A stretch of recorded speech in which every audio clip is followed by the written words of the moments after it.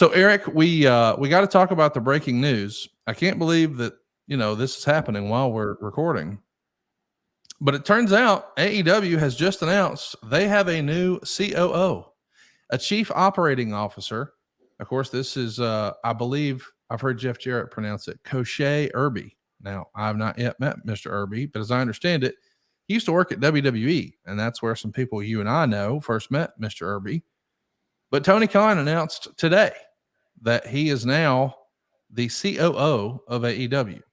He's going to oversee strategic planning and execution of live events, marketing, finance, human resources, licensing, consumer products, and other major lines of business for the company.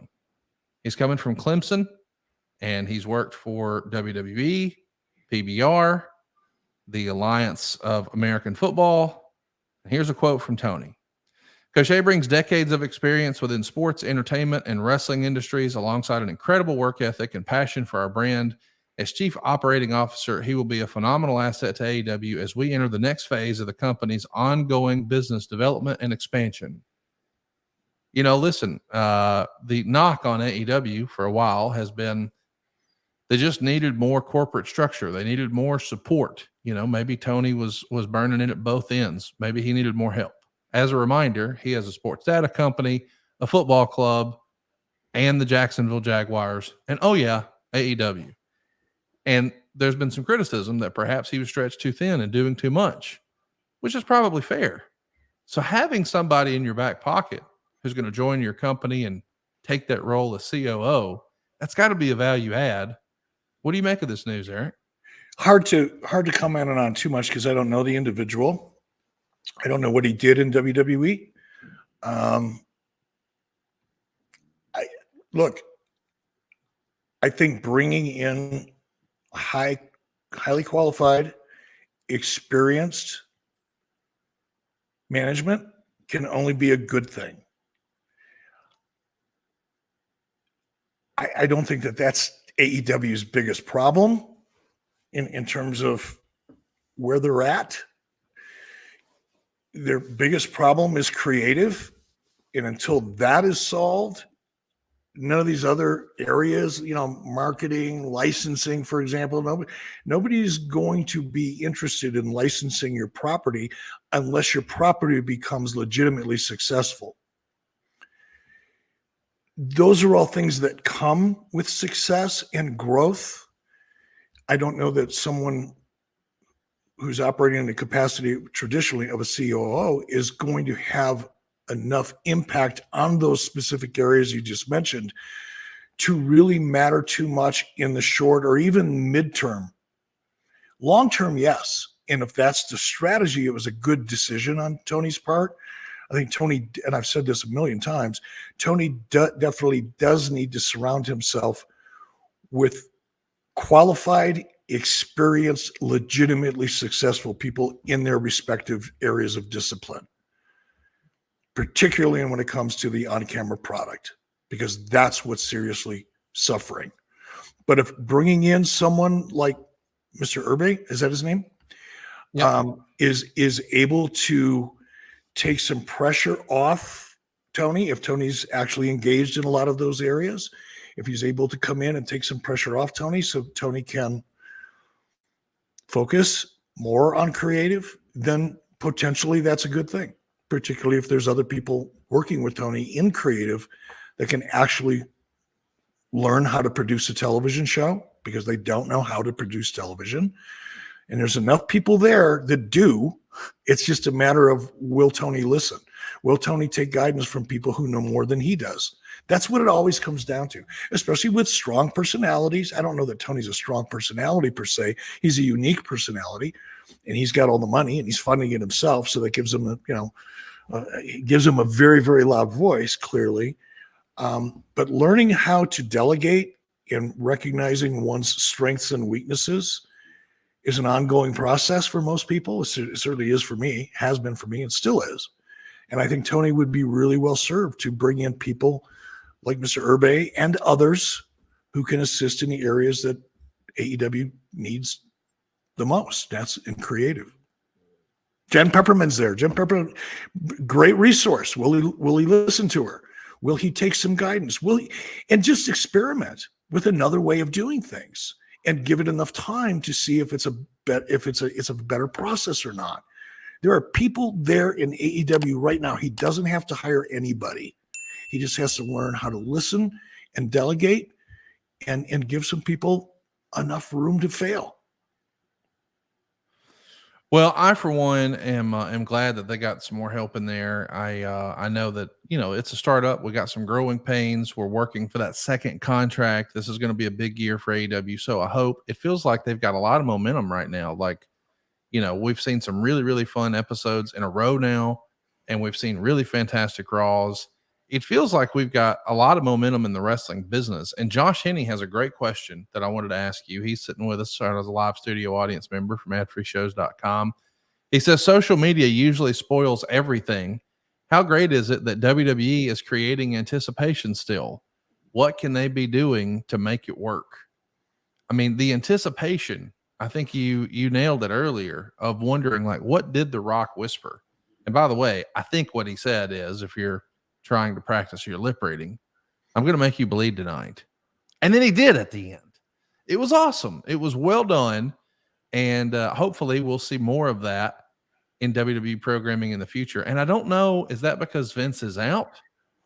Is it because Brian is back? Is it a combination of things? But anticipation, it's the biggest part of wrestling. And I got a friend of mine who used to do TV shows, and he used to have this formula. He would say SARSA. And I think that one of those A's, I'm pretty sure, was anticipation. I agree. And I think, thanks for the nod. It goes back to what we were talking about earlier with Vince McMahon being head of creative. What we're talking about here are little tiny details, right? The Rock coming out and saying nothing. No, that wasn't a little tiny detail. That was a big decision creatively. It was a really big decision. But the execution of it, whispering in Cody's ear and, you know, threading it throughout the show, that's an attention to detail within. How many times have you heard me say disciplined storytelling?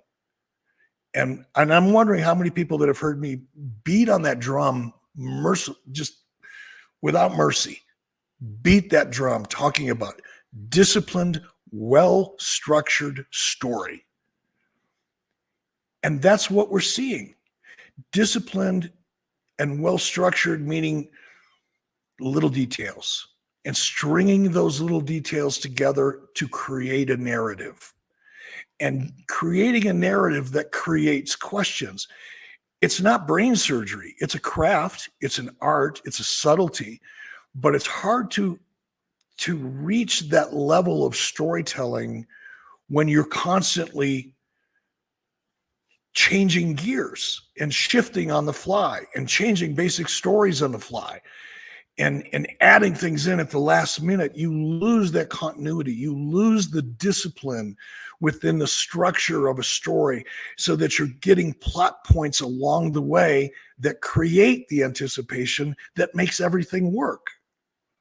It's one of the reasons that I lose my shit when people talk about the and again, I'm not here to beat up on AEW, but there's such a contrast to the storytelling in WWE and the lack of storytelling, or the excuse of a story, in AEW. AEW stories are nothing more than angles that justify a match. If that. Oftentimes they're just fucking random, right? We've all heard the stories from people that we all know about shit changing minute by minute backstage before a show. The same things. And it's one of the reasons that I call this shit out, because everybody in AEW was so quick, you know, to talk about how in WCW, you know, we wouldn't know what we were doing until an hour before the show. Same thing with WWE. We didn't know what we were doing until an hour before the show. Well, guess what, folks? The talent in AEW don't know what the fuck they're doing until after the show starts half the time. We all, those of us who have contacts behind the scenes, we all know that is true. And that's one of the things that's holding AEW down, is the lack of continuity and consistency that manifests as a result of just random booking in emotional changes of direction as opposed to a plan. And I think what we're seeing right now in WWE is a plan. A lot of extremely talented writers are now able to focus on the little details that they know will help build anticipation and give you the plot point architecture you need within the storylines for the storyline to be effective. And we're seeing now, because of Paul Levesque and Bruce Pritchard and others who are involved in that process, they have the time and the ability now to focus on those little details. And those little details are what matters. Somebody told me once, I don't know who it was, I think it was Mike Shields, actually the guy who was responsible for getting me in to work for Vern Gagne in the AWA. Vern obviously, made the final decision, but it was Mike Shields who got me in the door.